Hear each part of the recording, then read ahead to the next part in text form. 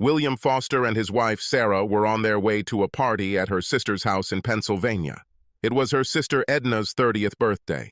Sarah and Will have been together for 4 years and married for 3. She was a pretty girl, with dark hair and gray eyes, a slender figure, and a pleasant smile. She was 26 and a teacher at a private school near their home in Virginia. Will was 30, a lawyer, and an average-looking guy with brown hair and eyes and a wiry build. So far, he has achieved good results in law. They met while he was studying at the Faculty of Law, and upon graduation they moved in together. A spark flew between them. The sex was good from the start, and still is. Will was happily married, and so was Sarah. Before she met Will, she was sexually active, even more than he was. Only one guy impressed her in bed as much as Will. It was her former beau, Jed Blake. Jed was her first. They broke up when they each went to college, but dated at home during the summers. When Sarah met Will, she stayed for the summer to be close to him. After that, she didn't see Jed, who moved to Philadelphia on the other side of the state. The party was scheduled for 7 o'clock on Saturday, and Will and Sarah arrived early in the morning. They stayed overnight in a guest room. Soon, Sarah and Edna's parents arrived with sandwiches for lunch. It was Neville and Elizabeth Stroman. He was a cool investment and finance specialist, and she was a volunteer. They were 58 and very cheerful.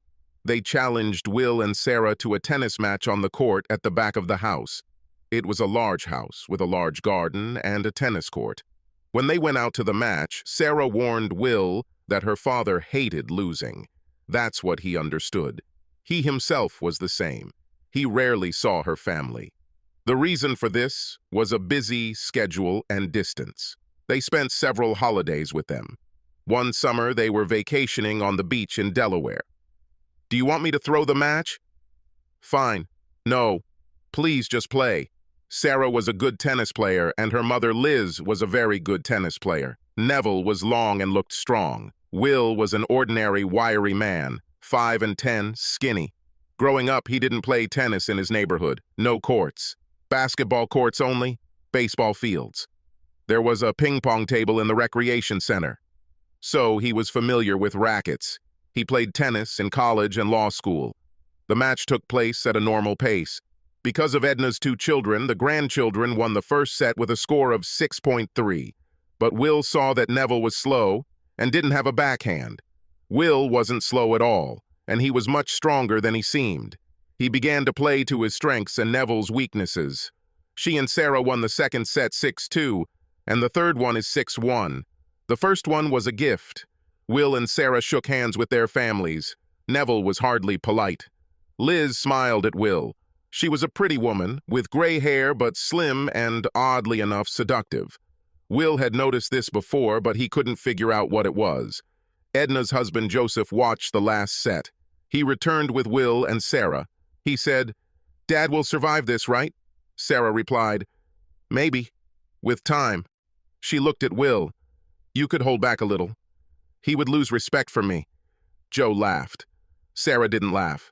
Joe said, "Sarah, guess who's invited tonight?" "Who?" "Your old friend, Jed." Will looked at Sarah. She slowed down. "Oh, Joe, who did this? He's in Philadelphia." "No, he returned 6 months ago. He works for your father." She said, "At least someone told me." "I just said, I'm sure after all these years you have a lot to make up for." Joe was a troublemaker. Sarah answered, "No." Will watched this exchange with interest, trying not to show it. He knew the role Jed played in Sarah's life. Without worrying too much, he wondered if he had any reason to worry. He decided to watch. Will and Sarah took a shower. She was the last one to leave. She was drying herself with a towel when he pushed her onto the bed. She giggled. She tried to push him away. It was a semi-serious attempt, but it failed. They made love.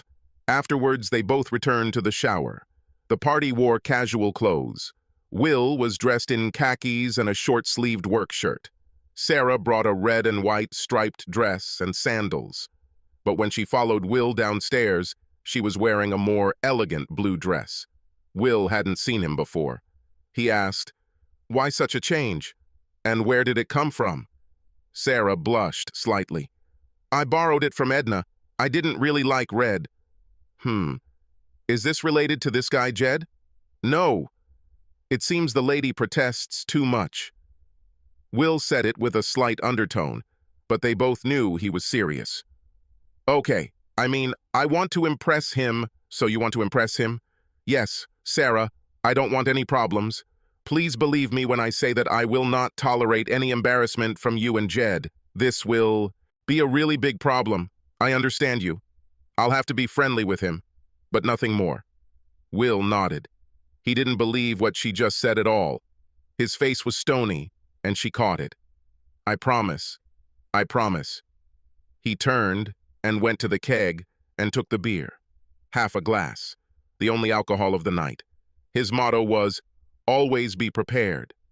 But he was not a Boy Scout. Sarah was glad that Jed would come to the party. She saw that Will was worried. Perhaps she shouldn't have dressed up so revealingly, but she wanted to make an impression. In reality, her intentions were mostly innocent. Some vague plans were swarming in her head. Either way, maybe Jed will be fat now. He wasn't fat. He came alone at about 7:15. Neville met him at the door and they shook hands. Will watched them from the far corner of the large room, sipping from a glass of beer. Inside was over 6 feet, broad shoulders, slender hips, long blonde hair, and brown eyes. Will was angry with him from the moment he saw him. Sarah walked up to Jed as he walked past her father. They hugged. Nothing alarming, just a greeting. Will heard Jed say, "Wow, Sarah, I'm poorly dressed." On Jed there were dock workers and a short-sleeve shirt. Sarah replied, "No, I only wanted..." Her father said, "To make you look good." Sarah took Jetta by the hand and said, "Let me introduce you to Will." Will pushed away from the wall he was leaning on and waited for Sarah and Jed to cross the room. Sarah said, "Jed, this is my husband, Will. Will, this is my old friend, Jed." Jed held out his hand and Will took it. And, without noticing it, Jed began to squeeze her tightly. Will smiled at him, squeezed him back and said, "This should not have been expected." It seemed illogical to everyone except him and Jed. Jed released his hand and the handshake ended. They looked at each other for a long time. Will was still smiling, but Jed was not. Sarah was not stunned by the scene. She thought that both of them would behave politely, but it was not there. She said, "Come on, Will, let's go eat." She led him past Jed and her mother, who had appeared during the altercation. As they walked towards the dining room where the tables were already set, Sarah asked, "Can't you be polite?" "I could, only he tried to crush my tender hand. That's why I said what I said. Please stay away from him, Sarah. This handshake was an announcement of sorts. I'm really sorry. I didn't understand. Did he offend you?"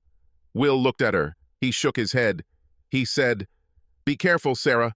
This guy is nothing but trouble. Maybe in a package that is attractive to you, but in trouble. And I won't play with him." Sarah knew what this meant. By his upbringing, Will did not belong to the upper or even middle class. He meant that he would go after Jed if there was any reason. Any reason. This made Sarah very excited. Sarah said, "Dad says Jed takes self-defense classes and that he won the tournament. Does that mean he's going to beat me up and take you away?" "It will not happen." "Then why say this? I wanted to warn you not to cause trouble." They put down the plates. The food was delicious, but Will ate little and drank water. He and Sarah went outside with food. Sarah began talking to her school friends who were close to both sisters. She introduced Will to them, and they talked for a few minutes. Nobody mentioned Jed. Obviously, this was due to Will's presence. He walked around the corner, and he stopped within earshot. After about a minute, one of the women said, "Sarah, your ex-dream boyfriend is here, and he's still handsome." Sarah replied, "I noticed, but I need to stay away from him. You girls don't let him get bored, right?" One replied, "I'd like to keep him busy, but Johnny might object." Everyone laughed. Then the man himself appeared. Will heard him say, "Hello, ladies. You all look great." There was a giggle. Sarah replied, "Thank you, Jed." More giggles. Will walked back around the corner. Jed put his arm around Sarah's shoulders. Will stood behind them. One of the women cleared her throat. Sarah jumped to the side. Will said, "Sarah, let's go for a walk." He pulled her along with him. When they were out of earshot, Will said, "Listen, Sarah, if you want this guy, tell me, and I'll go home and start the divorce." "Will, I don't want any divorce. You're overreacting. As soon as I was out of sight, he hugged you. I didn't notice how you pushed him away. I'm attracted to him. He looks great. You know our history. But I will not do anything. Good, because I love you. And if he messes up, he'll pay. Oh, he'll pay. And you too. You understand?" "Yes. Do not threaten me. Don't be silent with me." Sarah music began to sound in the house. Will and Sarah went to where a dance floor had been set up on the tennis court. Once they were there, Will whirled Sarah around in a waltz. He danced great, and so did she. There were only two other couples dancing, so there was plenty of room for grand steps. When the waltz ended, Will bowed to Sarah. She curtsied back. The next song was a fast rock song. Will and Sarah immediately went at it, with enthusiasm and smooth movements. There were more and more people. When the slow number began, Will pulled Sarah close to him, placing her head on his shoulder, and felt the touch. It was Jed trying to break in. Sarah froze, but Will turned his head and said, "Later, not now. This is not at all polite." He spun Sarah around in a dance. Jed turned and walked away. Liz and Neville noticed this. Neville liked Jed, who he thought was better suited to Sarah. Liz was not amused by Jed's antics and thought he was taking a big risk. She was a lustful woman who was increasingly frustrated by her husband. But she knew one thing. If she had to choose between Jed and Will to get him into her bed, she would definitely choose Will. He was a bad boy and Jed was not. She thought it quite possible that Jed would learn a hard lesson today. She just hoped Sarah wouldn't learn that lesson either. After the slow dance, Will took Sarah inside to get something to drink. She took the wine, and he took the water. They went outside, walked around the house, and sat down at a table next to the dance floor. About 15 minutes later, Sarah said, "Here he comes again." Will looked. Jed was walking towards them. He asked Sarah to dance. Will didn't answer, and Sarah didn't look at him as she took Jed a hand. They danced a fast rocker. Will had to smile at Jed's mechanical dancing. But then a slow song came on, and they began to dance to the confident separation apparently imposed by Sarah. So far, so good. Will saw Jed try to pull her closer. She put her hand on his chest and said something. He relaxed, and they began to dance. Liz came and sat next to him as he watched. She said, "Will, please don't touch this man." She hurt him. "I'm so sorry, Liz. I won't hurt him unless he deserves it." She said, "Let's dance." Will led her to the floor, and they danced until the slow song ended. The rock started playing, and Liz took Will's hand and spun him around. He smiled, and they danced back and forth. The dance was not chaste, but not completely depraved either. When the song ended, they returned to the table where Sarah sat with Jed.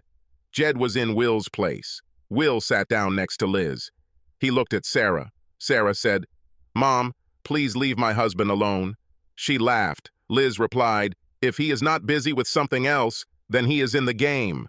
The music resumed, and Will pulled Sarah away from Jed and onto the floor. They danced 2 fast numbers, and when the slow dance came, Will pulled her towards him. He said, "Jed can't dance." Sarah laughed. "I never could. No rhythm. That's why I married you and not him." Meanwhile, Edna and Joe arrived, and Edna asked Jed to dance. Joe invited Liz to take a spin.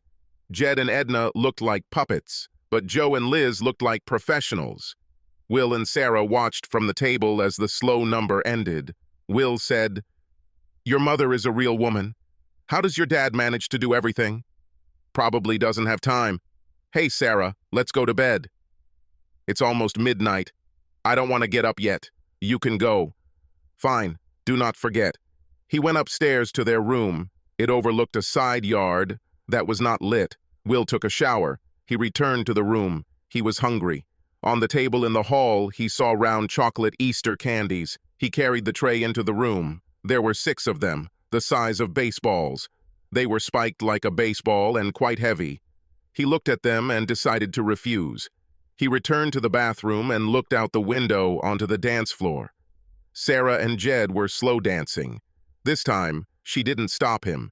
There was a veranda in front of their room, and he could watch them from there without being noticed.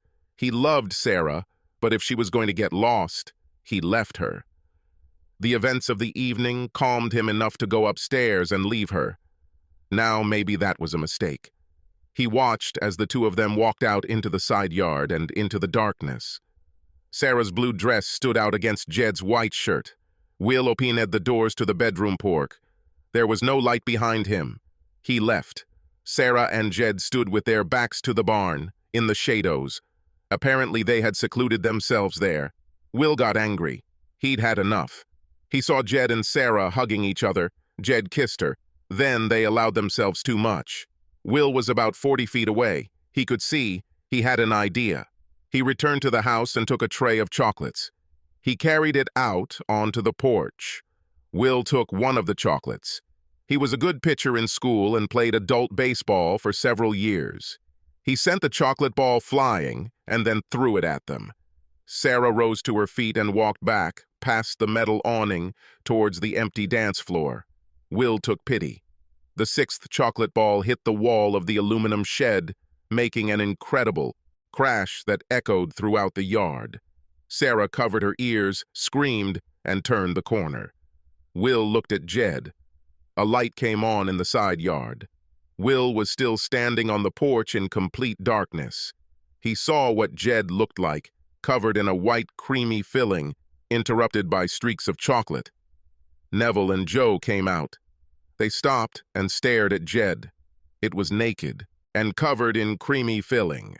Now he was moving. He began to crawl.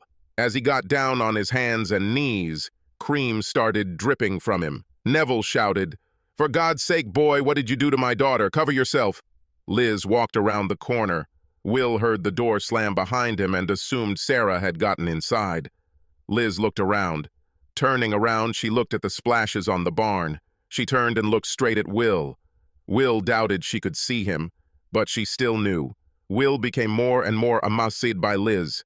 He was completely still, watching her. She smiled. She signaled, "Okay," and turned to deal with the three men. Will slipped back into the room. He took the dish into the hall. Then he stopped and put it in the bathroom cabinet under the towels. From the bathroom, he watched as Joe and Liz supported Jed and led him around the corner. Neville followed them, still hissing. Will slipped back into the bedroom, closed the porch door, and climbed into bed. He buried his head in the pillows and began to laugh as quietly as possible. He realized that they would soon come for him, and he wanted to let out as much laughter as possible before they arrived. Over time, he was sure he would become sad. A few minutes later, there was a soft knock on the door and Liz slipped inside. She whispered, "I know that you woke up." Will stood up. He looked at Liz. She said, "Chocolate baseballs." She started giggling. Will asked, "Where did they come from?" "It was a little league event held by a local pastry chef." "Sorry, Will. I watched them but went out to see the guests off, and they were already gone." "What's happened?" "When I left, she looked fine. She has something for this guy." "Of course. Maybe not now." She started laughing again. He got out of bed. He was wearing sports shorts and a t-shirt. Liz stared at him. "I was hoping for less." "Liz, stop it. You might succeed." "I want to succeed. If I try, it will work out. I know. I'm in your power. I never thought. But no matter how tempting it may be, not now. Let's." He followed her downstairs. Joe, Edna, and Sarah were sitting at the kitchen table. Sarah lowered her eyes. She was wearing a robe. Will asked, "What's happened?" There was no answer. "Sarah, what happened?" "We were attacked. On me and Jed. Please explain. We were in the side yard. Maybe we kissed. Sorry." Then something started exploding. It put us to sleep. It was terrible. She started crying. "Where is Jed?" Edna replied. "His clothes are ruined. I gave him something to wear, but I'm not sure he'll come down. No men's clothing suits him. He's too big. Jed just showed up. He was wearing a shapeless cape. Perhaps it was a beach blanket. It was purple with pink flowers. Everyone stared at Jed, who was blushing deeply. Will picked up his phone and discreetly took a photo. Jed looked at Will intently. "What did you do?" "What did you do, Jed?" "Listen, nothing special. It shouldn't have gone too far." "I heard it went too far. And when you get better, maybe you and I will have a good talk about this." "Do you want to fight?" "I'm in. It doesn't hurt so much that I can't handle your ass." Edna said, "Guys, stop it." She turned to her mother. Liz smiled. She didn't say anything. Edna said, "Mom, say something." Liz replied, "What do you say, Sarah? Are these two guys going to fight for you? Is this what you want?" Sarah was still crying. "No, I want Will. Today I was wrong." Will said, "I wasn't going to fight for her hand, Liz. I just wanted to kick this asshole's ass." Will stood up. He began to leave the house towards the tennis court. He looked over his shoulder. "Come on, Jed. Take off your dress, and we'll get down to business." Liz started laughing. Will later decided that the laughter was caused by the need to support the quarrel. Sarah said, "Will, please. He is so big. Please." Jed tried to imitate Will. "Yes, I'm so big. You know what she means?" Will stood at the door. He turned. "Are you coming, idiot? It's time to shut up or put up." He went outside. Jed still didn't move. Will waited. Jed turned and walked out the front door. His blanket flapped behind him. When he left, Will returned to the kitchen. "Here's Big Jed for you. He's a weakling. I must say I'm very disappointed. What about you, Sarah?" Sarah replied, "Maybe he's just a good guy." "Nope. Weakling. What do you think, Liz?" She smiled. Weak Edna did not share her mother's sense of humor. She silently watched all this. She said, "It was all so medieval, not civilized." Liz replied, "But so exciting." "Hey, Sarah." Will says, "Did someone call the police?" Edna says, "No, we didn't know what happened. Probably criminals from the alley near the yard. They'll never catch them and our insurance will go up." Will left, going upstairs. "I'm going back to bed." He wondered what Sarah would do. He wondered what to do with Sarah. He needed an adrenaline rush after that almost fight.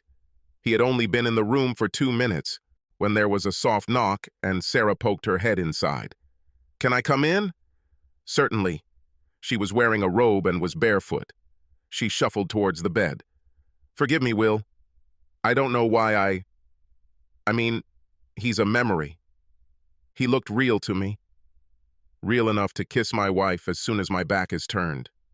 We didn't get far before you were rudely interrupted, but you would go far. I heard that he was naked when the incident happened. It's more than just a kiss. How could you do this? It was exciting. That's all. It was exciting. They made love." Meanwhile, Liz and Edna quietly followed Sarah up the stairs to see what would happen. They stopped when Sarah entered the room and then crept toward the door. Soon they heard sounds. Liz and Edna quietly left. Edna went to her bedroom and woke up Joe. Liz left Neville alone. When she turned to go to her room, Will was standing behind her. She gasped, "Where did you come from?" "You know she dragged him into a spare room and made love to him." Liz said, "I told you I'd get to you. I'm so glad you were right. Go back to your wife." Will crept back to his room. Sarah seemed to be already asleep. He went to bed and slept soundly until the morning. The next morning, Sarah and Will took a shower. They were still hesitant with each other. Bacon, eggs, and toast were cooking downstairs. Edna looked refreshed as she cooked. Joe came in from the street. He also looked refreshed. Soon Liz and Neville arrived. Neville was grumpy. Liz wasn't there. Neville said, "I never thought that Jed was such a scoundrel. I still can't understand what happened." Will said, "When I saw him in a dress, everything became clear to me. He struggles with his true self." Will was still in revenge mode towards Jed. Neville looked shocked. "You don't think that he—" "What else? What do you think, Liz?" "Maybe. Don't know." "Sarah, any comments?" Sarah sat on the edge of her chair. Not from excitement, she was just in pain. She said, No comment. Will thought Jed's position at work might take a nosedive, perhaps to the very bottom. Fine. Before Will and Sarah left, Liz pulled him aside to talk. Will, I hope you can find the strength to forgive Sarah. No extra spanking. Will blushed. Did you hear? Oh, yeah. Edna, too. Liz, she really screwed up. I don't want to live my whole life thinking about her and about what she was going to do to this idiot. But he is her weak point, I think. And you humiliated him so thoroughly yesterday that the threat has certainly been eliminated. Give her a chance, please. Maybe I'll do that. Let's see how it goes. And one more thing, huh? Last night. Not a word. Okay. Will and Sarah left Pennsylvania. It was an eventful trip. On the way back, they started talking about it. She said, Will, I let some teenage things hurt us. I apologize again. Are there any other teenage heartthrobs? No. And Jed? Well, he ran away from you in Edna's blanket. I suppose after a while, I'll be able to laugh about it. Now it looks like a sad case. We can try to get back to square one, Sarah. But I must say that I will think about my defense. I'm scared to feel this way. I love you, Will. Only you. But I want to say something else. What? If you sleep with my mother again, I will cheat on your bed. Will almost drove off the road. And you will need to